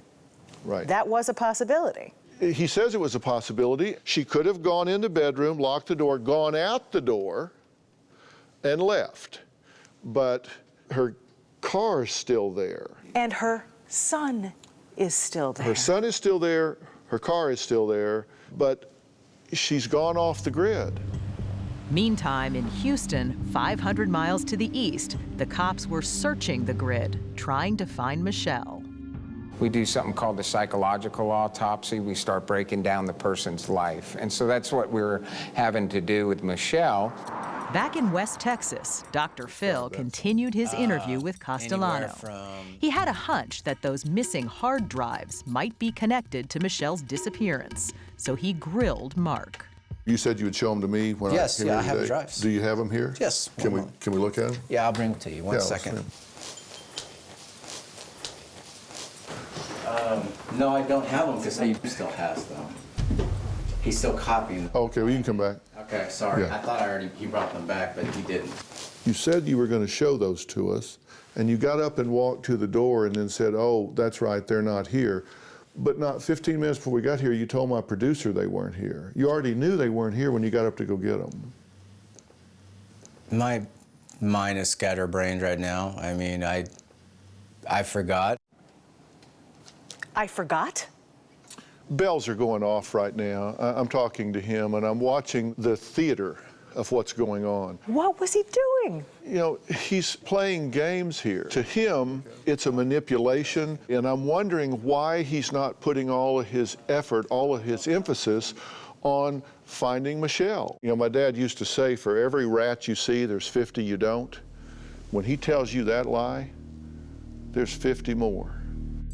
Dr. Phil relentlessly peeled back Castellano's story. He also admits throwing her cat down the hallway, throwing her cat into a wall, and that is very troubling to me. Each revelation led him closer to the conclusion that Castellano killed Michelle. Was there violence at that There was point? violence. She and I would wrestle, push each other around. There was one time I choked her. He admits to being violent with her. He admits to being violent with her to the point of choking her. Now, think about this. If he, in fact, is culpable in her disappearance, why in the world would he admit that? So let's look at the moment when you asked him the big question. It's really odd for a mother to just not check on, find out anything about a child. If you think something has happened to her, why aren't you looking for her? I mean, as far as everybody has exhausted the leads that I have, I don't know where else to go. The police are looking for her, they're professionals. Did you do anything to her that would be considered foul play or criminal? No. Did you kill her? No, sir. So as you left, where did you stand with Mark Castellano? What did you think? It is clear in my mind, I'm not believing a word he is saying. When I walked out the door, I said, he killed her. No doubt about it. You said it then. He killed her. But Castellano hadn't confessed to anything. After Dr. Phil returned to LA to get his show ready for broadcast, detectives brought Castellano in and turned up the heat. This is where it happened, Houston Homicide Division. Here in the interview room, it wasn't exactly what you might think. There was no tough guy posturing, no rolled up shirt sleeves, guns on the hip, no raised voices. It was pure psychology. I was like, Phil, when you go in there, it's like walking into a minefield because, one, you don't want to upset him and make him angry, where all of a sudden he says the L word, lawyer, or he says, I want to leave. Detective Waters takes the lead. Okay, so the first thing, you're not under arrest. And again, I've told you, I certainly appreciate you coming here and talking to us. I want Michelle to be found. Spending a lot of time here. I want Michelle to be found. That's what Castellano just said. That's his story, and he's sticking to it. Have you tried to call her? At this point, no. I don't want to call her. This was it. This was it. We had no evidence. We had nothing. So all this stuff is going on. So Detective Waters started looking for motive. If Castellano was a killer, did something push him over the edge? Pressure's building. The pressure's building on me, yes. Got it. When she gets mad, she's violent. She'll hit you. She thinks she has the right to. You know, man has to take up crap. She's a pretty girl, and she gets everything she wants. She has a princess attitude. Wow.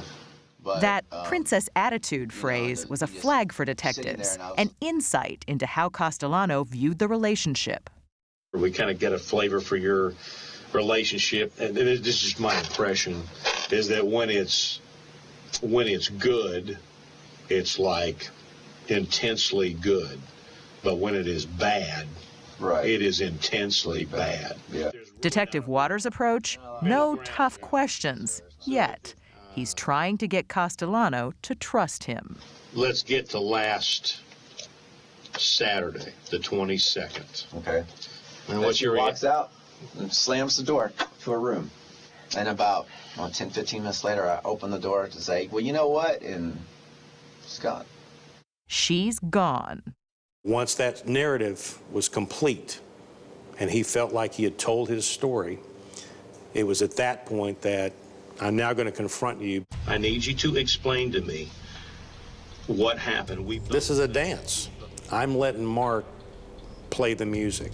And then at one point, another song comes on, and it's mine. And now the dance changes.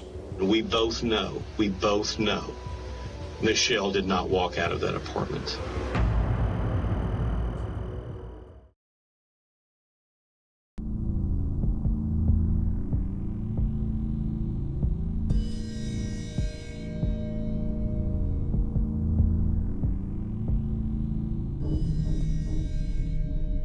I don't love her. I'm not in love with her. I mean, I don't want anything to happen. I wish Michelle would pop up right now and go, hey, when she gets mad, she's violent. I don't care what anybody says she is. I said something about, did you take too many pills and you can't watch Caden or something? Detective Phil Waters sat for hours talking to Mark Castellano, gaining his trust. But she was like, I can't tolerate Caden. She was like, I need help with him. She's like, he's driving me nuts. Waters finally discovered a way to bring out the truth about what happened that night. You brought up Caden. Yes. So your concern for Caden is mainly centered on when Michelle is the primary caregiver. Caden was the most important part of his life. So I knew that I was going to have to frame whatever he did in that apartment in that context. That context, getting Castellano to admit his actions that night were to protect Caden. It wasn't about hurting Michelle. It was about the love and the strength of that love that you have for Caden and protecting him from anybody that would threaten or hurt him. And that's what you're going to have to explain now. The strategy worked. So I want you to be honest with me and tell me what happened. When he took his glasses off, I went, here it comes. You knew? I just knew it. She's getting dressed. And she's finishing up. And she's still yelling and Caden's hiding.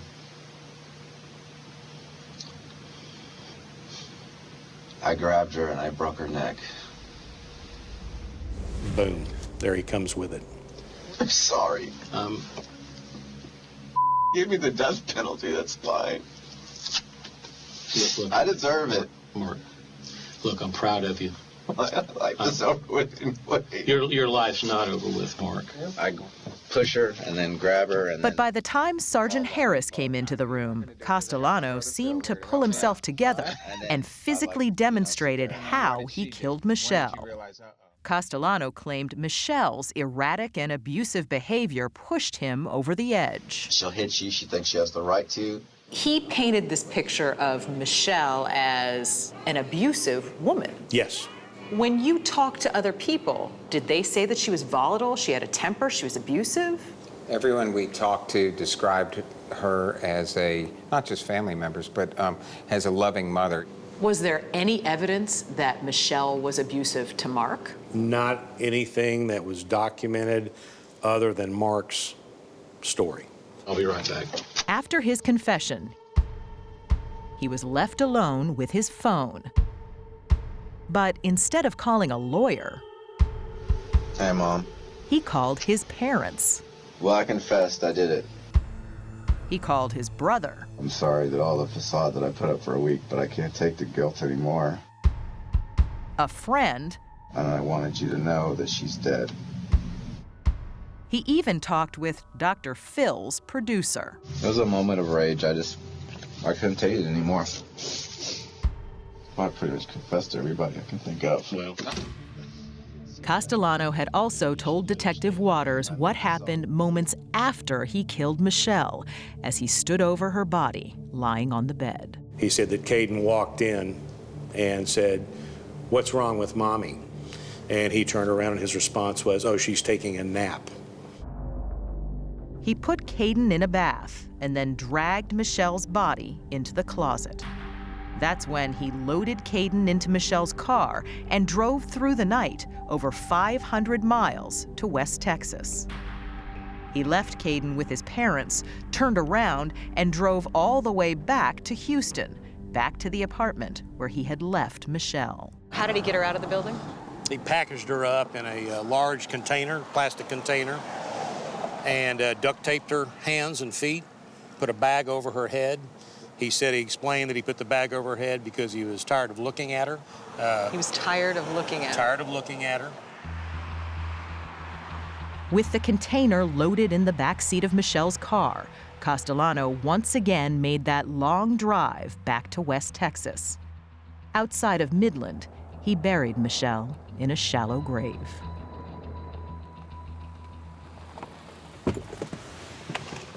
It turned out Michelle's body was somewhere out here in these endless West Texas oil fields.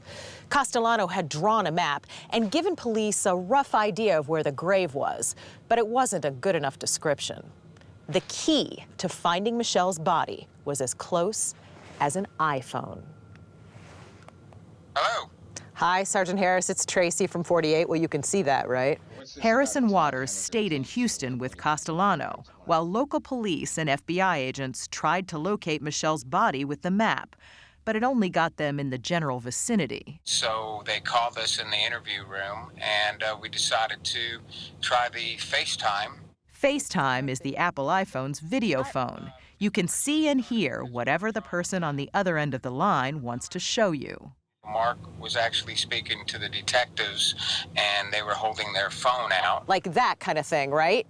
Correct. And he was able to see. Then they did much what we're doing right now. Just walking around, aiming it.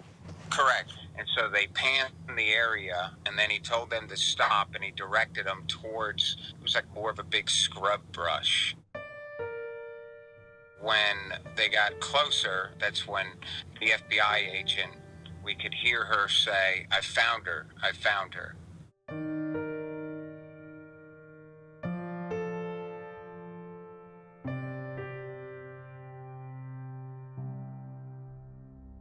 With the discovery of Michelle's body, Castellano was finally arrested and charged with murder 8 days after Michelle went missing. In an exclusive interview, Dr. Phil's show went on TV a few days later. Mom vanishes, the killer confesses. Until Mark's confession, Caden had been staying with his relatives, but now authorities moved him in with Michelle's family. With Castellano behind bars, I got the chance to confront him. And what he told us was a brand new version of what happened that night.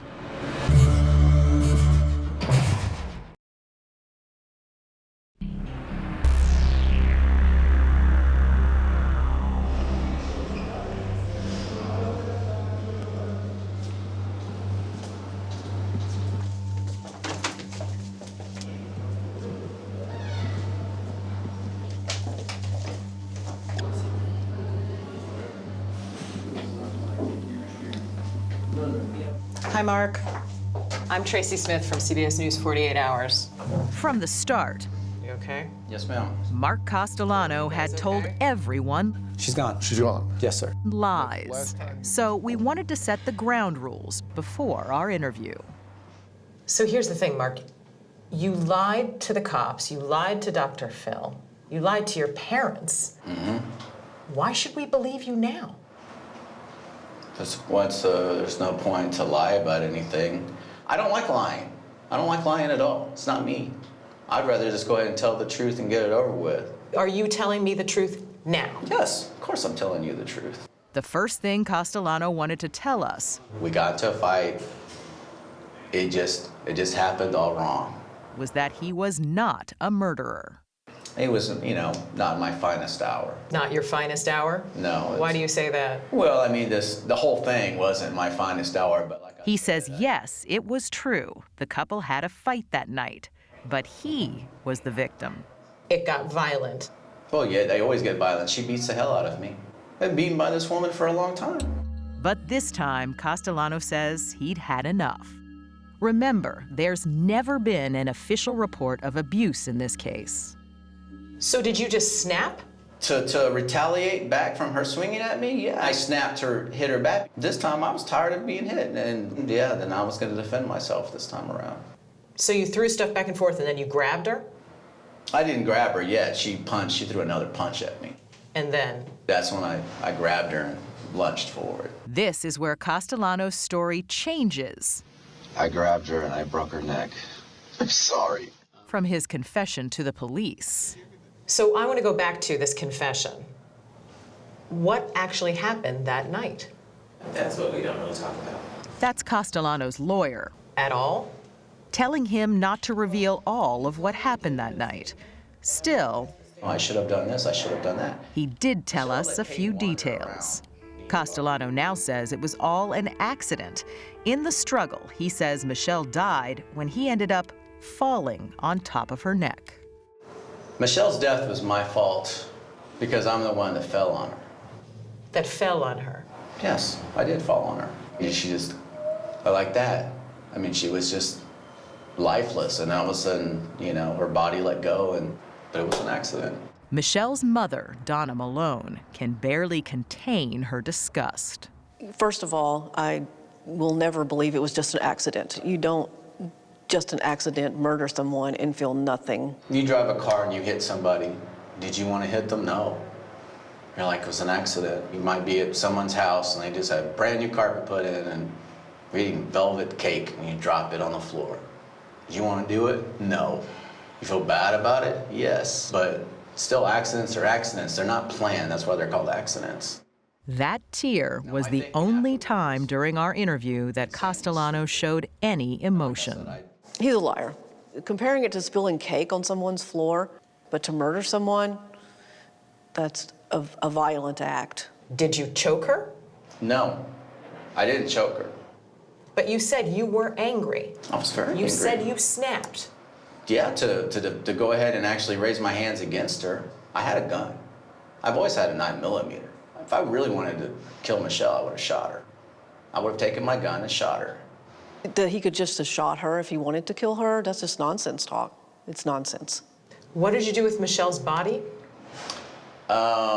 It stayed in the closet. You know, I looked at her and it was just like, oh my God. So that's when I put the bag over her head and I put her in the closet. Why the bag over her head? Because just her face, the way it was frozen, I knew I messed up. Did it occur to you as you were handling her body that this was the woman that you loved? This was the mother of your child? I did. It did. And I also know I couldn't bring her back.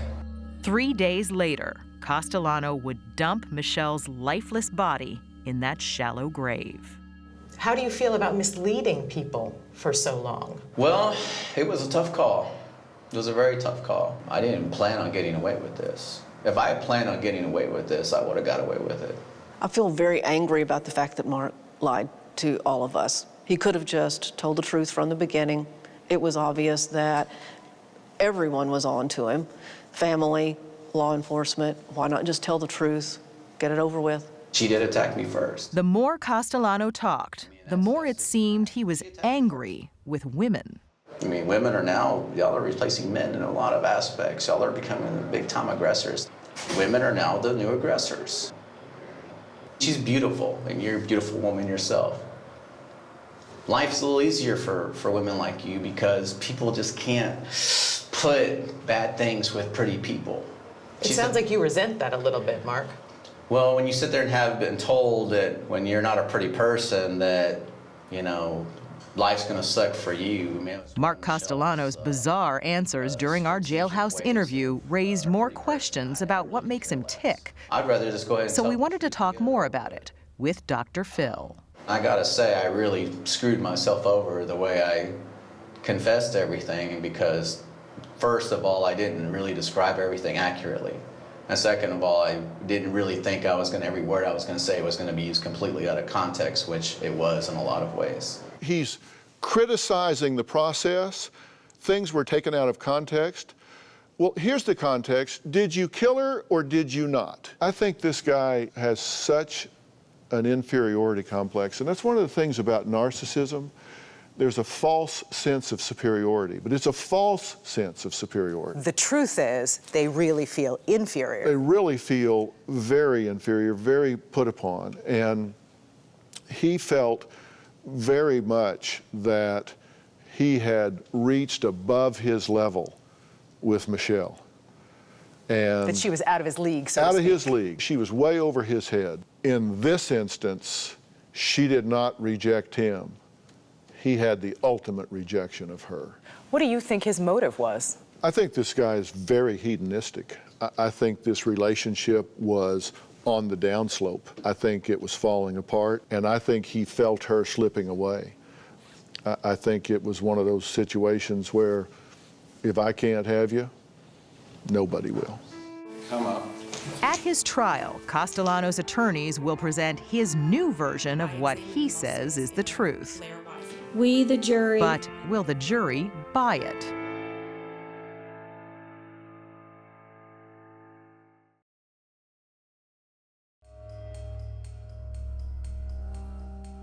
It was very hard to wait on the trial. We wanted some form of justice for Michelle. We felt that we were building up to this pinnacle that would bring us some sort of peace.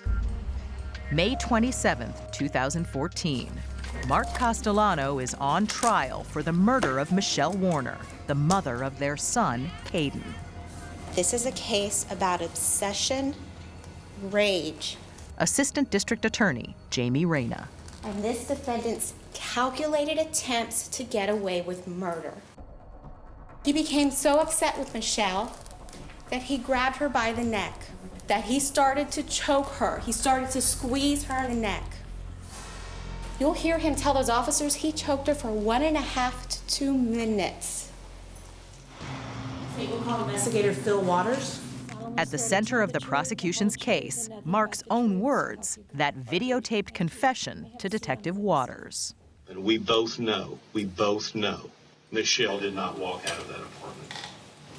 So I want you to be honest with me and tell me what happened.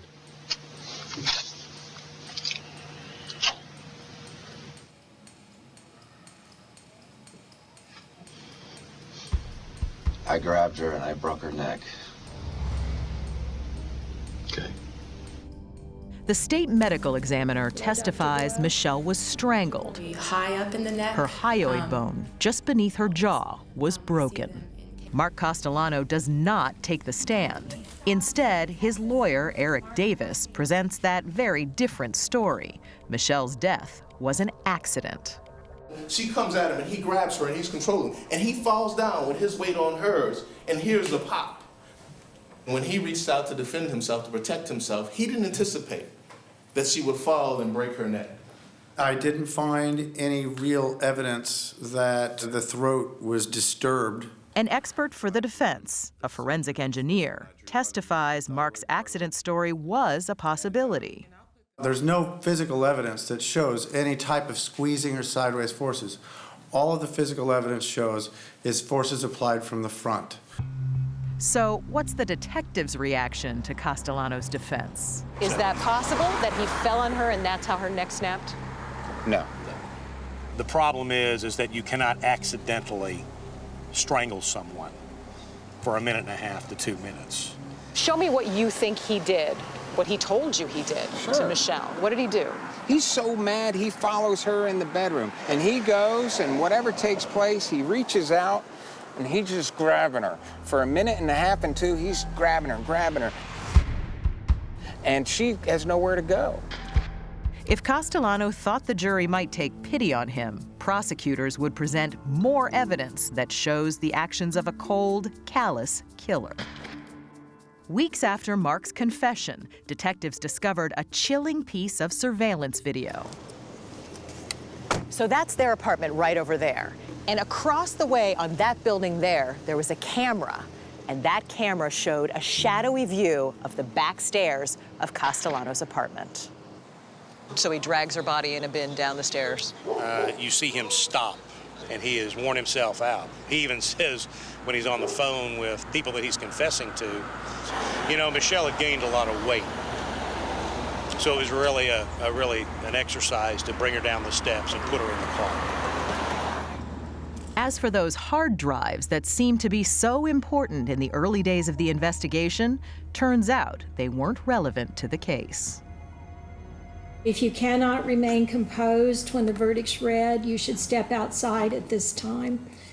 After more than a week of testimony, 19 witnesses, and 6 hours of deliberations, a verdict, ending an anxious wait for Michelle's family. If you'd stand, please, Mr. Castellano.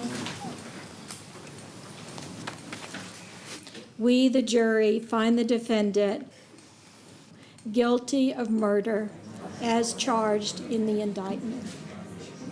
Mark Castellano, guilty in the strangling death of Michelle Warner. I was very pleased with the fact that he was declared guilty. I said, okay, good. They did this quickly. So I believe that this is in the hands of a good, solid jury, and they'll do the right thing. The next day, Michelle's loved ones are back in court for Castellano's sentencing. Ironically, it's also Michelle's birthday. She would have turned 33. Each side will be given 25 minutes to argue their case. Mark Castellano's attorney begs for mercy and argues his client's much-talked-about confession was a show of remorse. I'm sorry. Crime was solved because of a man's conscience. In fact, if Mr. Castellano had kept his mouth shut, we wouldn't be here. But he did what most criminals don't do. He told on himself. No matter what you do, he's going to the penitentiary.